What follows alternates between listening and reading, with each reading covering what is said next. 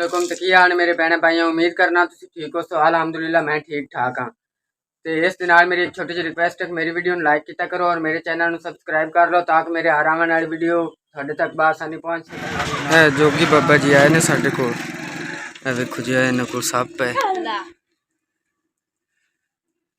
कितना खूबसूरत है।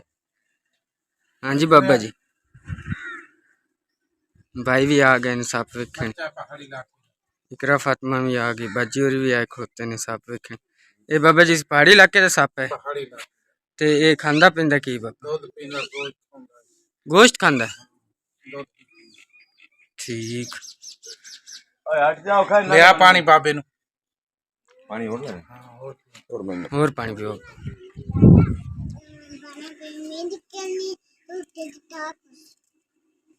ठीक हो गया जी। इकरा फातिमा सलाम बुला रही।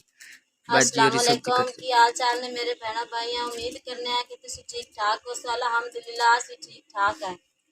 मैं भिंडियां बना रही हैं, आज पट्ठे लवन गए तो मैं कि चलो कोई भिंडियां भी ताजे ताजे तो भाई और तोड़ते थे, मैं चल ले ही जाइए। इस वजह तो आज लेट हो गई, धूप भी काफी चढ़ी थी। हाँ जी धूप तो बड़ी आ गई चूल्हे ते, तंदूरी ते खास कर बहुत ज़्यादा धूप आ गई। तो आज धूप भी बड़ी तेज़ है। तो असी भी समुद्री जाना, बाजी जल्दी कर लो, तुसी रोटी पका लो, जो रोटी खा के तो समुद्री चले जसा फिर। हाँ जी तो बाजी और सब्जी काट ली। हाँ जी सब्जी कटी पई है, थोड़ी सी लेट हो जानी है।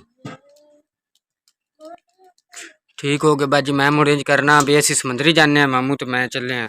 चलो ठीक है, सोया समुद्री इतना ते रोटी पाक जैसे। ठीक है, क्योंकि कल दोस्त का वलीमा होने की वजह तो मुड़ जल्दी आना पै गया, तो इस वजह पक्खा भी नहीं लिया सकिया। तो उदू वलीमे तो भी मैं रह गया, मुड़ बरात नाल बड़ी लेट जी अपने आसू।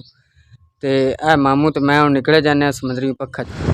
हाँ जी तो बोर्ड खड़ोता है फैसलाबाद 60 किलोमीटर, समुद्री 25 तो हमेशा 7.5 किलोमीटर। बिजली का खड्ड है, देखो वड्डा खड्ड है मेन, तो छोटा है पैप जा रहा है जिंदे पानी जाता है।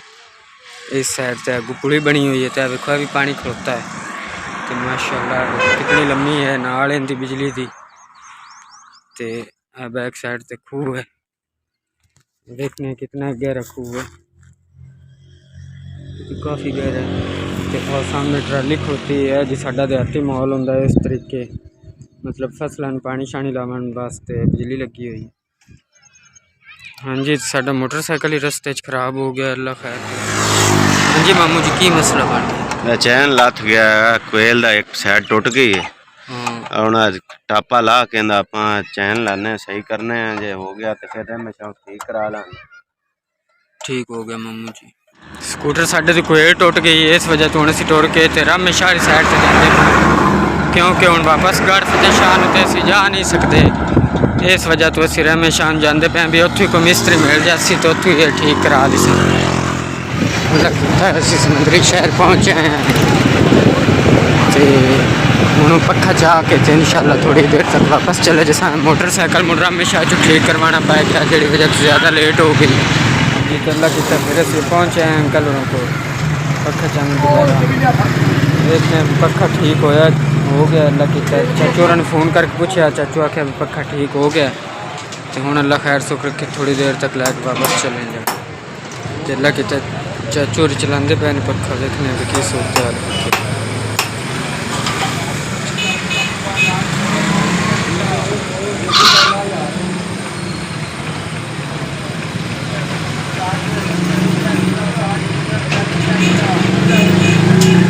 अल्लाह कहता ठीक हो गया मामू जी पक्खा।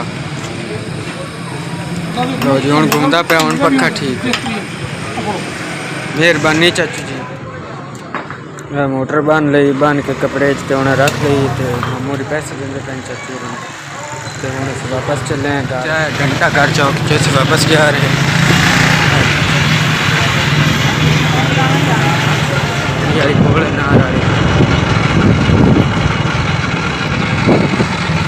नार वाली नार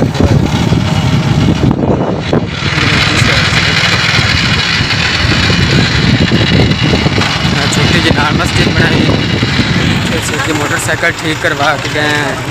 तो चाचू और टापा हूँ लाते पे हूँ अस वापस चले हैं। इस वजह तो असा कि टापा जे लवा जी तला किया तो असी वापस आ गए हैं। देखो है वही बोर्ड है जो जाती बारी थानू विखाया तो वापसी तो भी अल्लाह किया तो हूँ असी गढ़ फतेह शाह के एरिए चिंटर हो घर पहुँचे हैं। मामू जी हूँ पखा ठीक करते पे ने।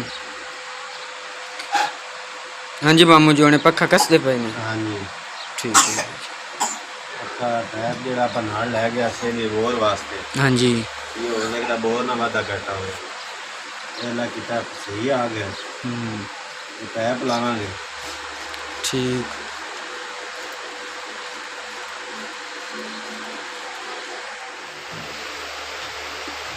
हाँ जी मामू जी उन्हें तो मोटर फिट करते पे। हाँ जी मोटर फिट करते ठीक है पिछला जा काट देवांगे तेरे दे के पार लग ठीक करा तो बाद ना तेरा पावन गलत जा ला के गिरन चलावांगे।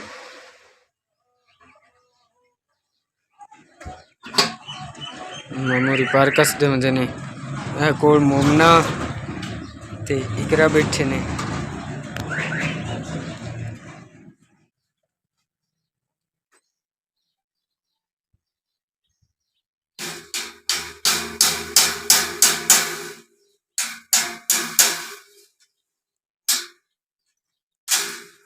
मी और भी आए बैठे ने। मी और की तबीयत अज थोड़ी जी डाउन है। तो हाँ जी मामू जी चला दो अल्लाह नू याद करके इन्हू बिस्मिल्लाह पढ़ के।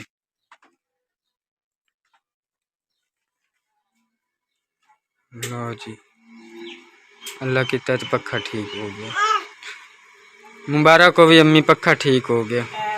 अल्लाह किता तो हुण अपना आप दा पखा अम्मी जी ठीक हो गया। तो हुण जो हमसाए को मंगया हुआ पखा है वो हुण मैं चाक वापस कर आउना।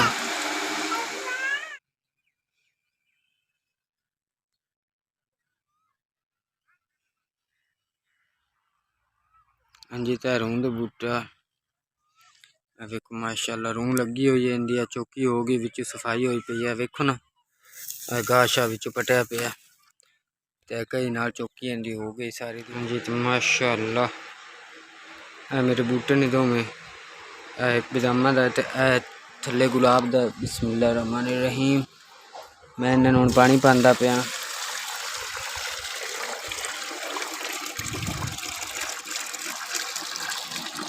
तो हुण चल के पाने बाहरले बूटे नूं पानी। मैं बाल्टी पानी दी भर के बाहर ले जाना बाहरले बूटे नूं पानी पाऊँ इनू इस टाली नूं और शतूत नूं। मेरा गमला ही को डेग गया या बिस्मिल्लाह रहमान रहीम। लो जी हुण मैं पानी पांदा पिया।